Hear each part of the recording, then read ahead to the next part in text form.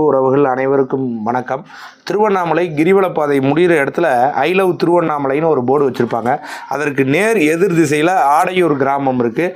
அந்த ஆடையூர் கிராமத்தில் எழுந்தருளி இருக்கக்கூடிய அறம் வளர்த்த நாயகி உடனுரை அகத்தீஸ்வர பெருமான் ஆலயத்து தான் இருக்கும். அதெல்லாம் இருக்கட்டும், எதுக்கு இந்த கிண்ணத்தை வச்சுட்டு இருக்கு அப்படின்னு நிறைய பேர் கேள்வி இருக்கலாம்.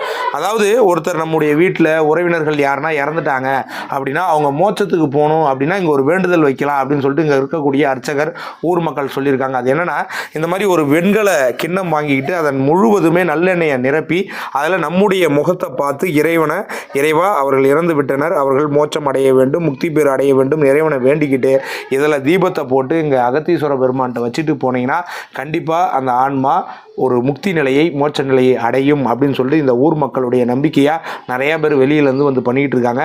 உங்களுக்கு இறைவன் மீது நம்பிக்கையும் இது போன்ற செயல்களின் மீது நம்பிக்கையும் இருந்தால் கண்டிப்பாக ஆடையூர் கிராமத்திற்கு வந்து